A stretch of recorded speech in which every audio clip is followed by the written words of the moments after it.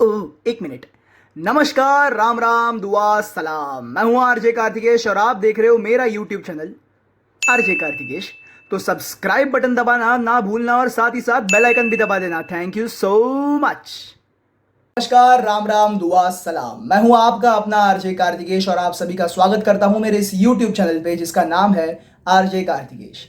अगर आपने अभी तक मेरे इस यूट्यूब चैनल को सब्सक्राइब नहीं किया है तो यार किस चीज़ का वेट कर रहे हो। नीचे सब्सक्राइब बटन है उसे दबाओ, उसके बाजू में एक बेल आइकन है उसे भी दबाओ और लाइक कमेंट शेयर सब्सक्राइब करो यार। ये सब चीज़ें बोलने की ज़रूरत है नहीं क्योंकि हर हर यूट्यूबर आपको ये बोलता है, लेकिन ये चैनल तो आपका है ना। तो आपके अपने चैनल में आपको ये सब बोलने की ज़रूरत नहीं है। परिवार है अपना, शेयर कर दो बिंदास, कमेंट करो, लाइक करो। तो अगर आप मेरे इस चैनल पे नए हो तो मैं आपको थोड़ा सा ब्रीफिंग कर दूं कि मैं नॉर्मली क्या करता हूँ। तो मेरे इस चैनल पे मैं कविताएं पढ़ता हूँ, कहानियाँ सुनाता हूँ और भी बहुत सारी चीज़ें मैंने प्लान आउट की है जो मैं अभी धीरे धीरे अपलोड करना शुरू करूँगा। लेकिन आज मैं कुछ चीज़ के ऊपर बात करने वाला हूँ। और हाँ, मैं इस चैनल पे बात भी करता हूँ, कहानियाँ किस्से वगैरह चलते रहते हैं, लेकिन मैं मेरे दिल की बात आपके दिल तक पहुँचाता हूँ। तो अभी हाल ही में एक किस्सा हुआ। अगर आप इंस्टाग्राम पे एक्टिव हो, लॉकडाउन के टाइम में तो हम सब एक्टिव रहते हैं, तो एक चीज़ आपने ऑब्जर्व की होगी यार, बीच में ही सडन एक फेमिनिज्म की लहर आ गई। मैं सच में कहता हूँ भाई, मुझे फेमिनिज्म का मतलब नहीं पता। क्यों? क्योंकि मेरे हिसाब से जब तक मैं पूरी तरह से उनका पेन समझ नहीं सकता तब तक मैं पूरी तरह से फेमिनिस्ट बन नहीं सकता। ये मेरा पर्सनल थॉट है, नीड नॉट टू बी कि आपने इसको एक्सेप्ट करना ही है, ये मेरा थॉट है। बट अभी ये जब कांड हो रहा था, ये जो वो मेरे सामने जब आया तो मैं थोड़ा सा डर गया कि यार ये है क्या। सो आज हम बात कर रहे हैं boys locker room and feminism के बारे में। आपने थंबनेल में देखा ही होगा और नीचे तो मतलब नाम में दिख ही गया होगा, लेकिन फिर भी।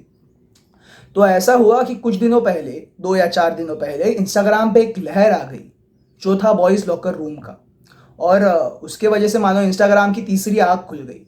हर कोई अपने अपने स्टोरीज और पोस्ट में फेमिनिज्म के अलग अलग मतलब बताने लग गया। अब ऐसे हालात में ये बॉयज़ लॉकर रूम एग्जैक्टली क्या है ये मैंने आपको बोलना बनता ही है। तो शुरुआत में आपको बताता हूँ कि यार एक कुछ 14-15 साल के बच्चे थे जो स्कूल गोइंग बच्चे हैं, उन्होंने एक ग्रुप बनाया था boys locker room, which was a public group. और वहाँ पे वो नाबालिग लड़कियों के फोटोज़ डालकर, न्यूड फोटोज़ डालकर वहाँ पे सेक्सुअल कमेंट्स करते थे, उनको बॉडी शेमिंग करते थे और बहुत ही बेहुदा किस्म के वहाँ पे कमेंट्स होते थे। तो ये देख के मुझे भी थोड़ा सा बुरा लगा। मैंने भी सोचा कि यार ये सही तो नहीं है बिल्कुल, इसके ऊपर बात करना तो बनता है।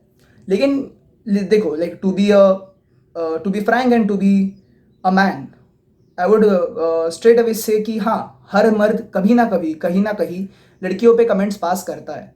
लेट्स बी ब्रूटल, हम सबको मालूम है। मतलब ये शेयर करते वक्त शायद हमने भी ये सोचा होगा कि हाँ, ये लोग कमेंट कर रहे हैं, लेकिन क्या हम सही है? लेकिन ये बात भी इतनी ही सही है, जो आज मैं आपको सुनाने वाला हूँ, जो आपको मैं पढ़ के बोलने वाला हूँ, वो आपको एक करारा तमाचा ज़रूर देगा, लेकिन रियलिटी पे लाके छोड़ देगा, जो मेरे साथ हुआ है। मैं अक्सर ऐसे कमेंट्स पास नहीं करता और ना कभी जानबूझ के कभी किए, लेकिन दोस्तों दोस्तों में, ग्रुप्स में कभी कभार हो जाते हैं। लेकिन आज जो मैं आपको सुनाऊंगा उसके बाद अगर आप इसको पूरी तरह से सुनते हो, समझते हो, तो there is a high possibility कि आप ऐसे बात करना छोड़ दोगे, which is not good at all. तो आज हम लोग इसके बारे में बात करते हैं। तो मेरी एक दोस्त है मधुरा, जो इस सब्जेक्ट के बारे में काफ़ी एक्टिव रहती है, feminism and other all subjects, उसका नॉलेज काफ़ी अच्छा है। तो मैंने उसको पूछा, यार मधुरा, मुझे इसके बारे में थोड़ा एक्सप्लेन करिए, एग्जैक्टली है क्या। मतलब ये लॉकर्स रूम का जो कांड हुआ है वो तो मैं समझ सकता हूँ, लेकिन इस हद तक कि पूरी दुनिया उसके लिए चालू हो जाए। तो उसने मुझे समझाया कि ये जब शुरू हुआ, लोगों ने कमेंट्स करना पास किया, उसके बाद कुछ लड़कियों ने वो जो कुछ उनको कमेंट्स आ रहे थे वो सब स्क्रीनशॉट करके हैरेसमेंट उन्होंने इंस्टाग्राम पे अपलोड करना शुरू किया। अब उसके बाद हुआ ऐसा कि उन लड़कियों को rape threats and nude threats आना शुरू हो गया, उनको गंदे पिक्चर्स भेजे जाने लग गए, उनके साथ अश्लील बातें करना शुरू हो गया। ये सब जारी हो गया और उसके बाद एक ऐसी जगह क्रिएट हो गई जहाँ पे लड़कियाँ ये बोल सकती थी स्ट्रेट अवे, और उनके लिए एक सेफ स्पेस क्रिएट हो गया। अब इसी टाइम के ड्यूरेशन में ट्विटर पर यह मुद्दा चल रहा था और ट्विटर पर किसी ने डाल दिया कि लड़कियां ऐसा नहीं करती, और ये विषय दूसरे तरफ डाइवर्ट हो गया कि लड़कियां क्या करती है और लड़के क्या करते हैं, और ये गर्ल्स वर्सेस बॉयज़ के ब्लेम गेम पे शुरू हो गया। तो इस पूरे सब्जेक्ट के एंड में अगर कुछ अच्छा हुआ तो ये कि लड़कियों को बोलने के लिए एक सेफ स्पेस क्रिएट हुआ, जहाँ पर वो अपने हैरेसमेंट के बारे में बोल रही थी, वो स्क्रीनशॉट शेयर कर रही थी, वो सामने आके बात कर रही थी, तभी कुछ लोगों ने यह भी कहा कि यार सिर्फ लड़कियों के साथ हैरेसमेंट नहीं होता, लड़कों के साथ भी होता है, लेकिन लड़कों को बोलने के लिए कोई सेफ स्पेस नहीं है, जिसके लिए hashtag yes all main spread हो गया। अब इसके बाद कुछ बुद्धिजीवियों ने यह भी कहा ट्विटर पर और इंस्टाग्राम पर कि यार देखो, लड़कियों की लाइफ में प्रॉब्लम है, इसका सोल्यूशन ये नहीं कि लड़कों को भी प्रॉब्लम है। और आखिरकार ये पूरा सब्जेक्ट आकर रुक गया सूडो फेमिनिज्म पर। अब आप यही सोच रहे होंगे कि यार ये अचानक से फेमिनिज्म से हटकर सूडो फेमिनिज्म पे आ गया, येस ऑल मेन क्या है, लॉकर्स रूम का टॉपिक था, ये क्या बोल रहा है। मैं आपको बताता हूँ।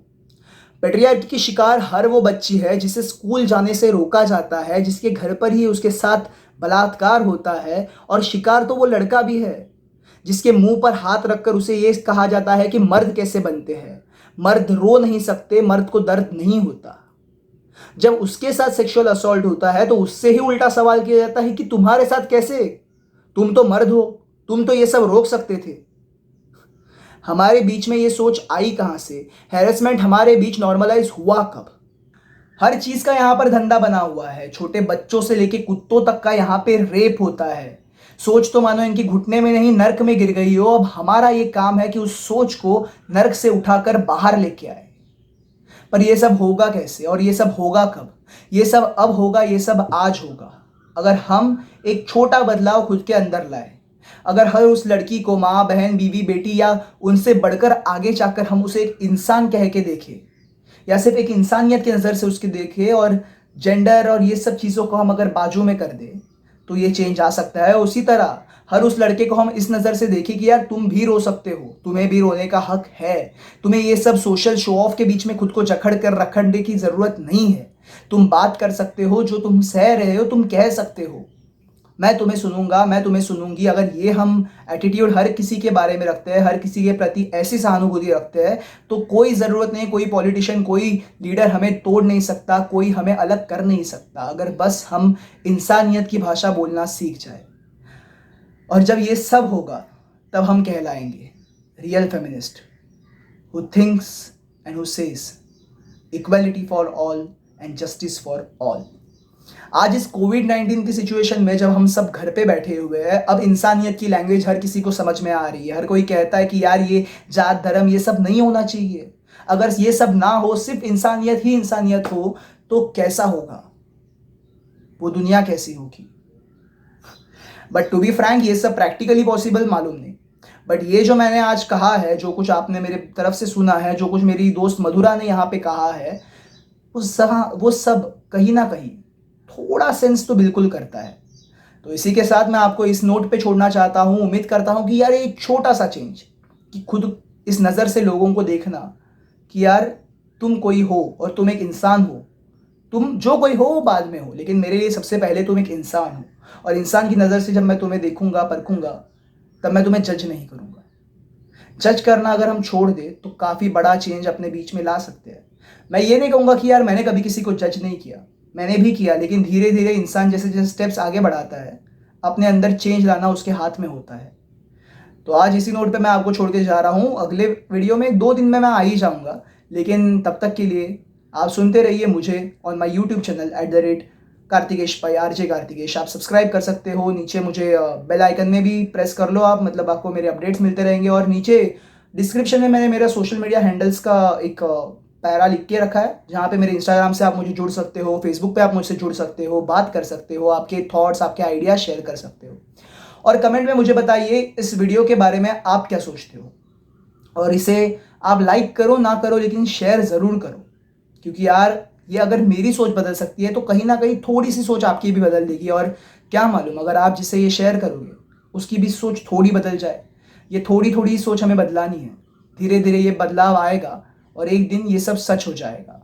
मिलता हूँ आपको अगले वीडियो में, तब तक के लिए धन्यवाद। मैं हूँ RJ कार्तिकेश। सब्सक्राइब कीजिए मेरे इस यूट्यूब चैनल को RJ कार्तिकेश को, और stay tuned for more videos.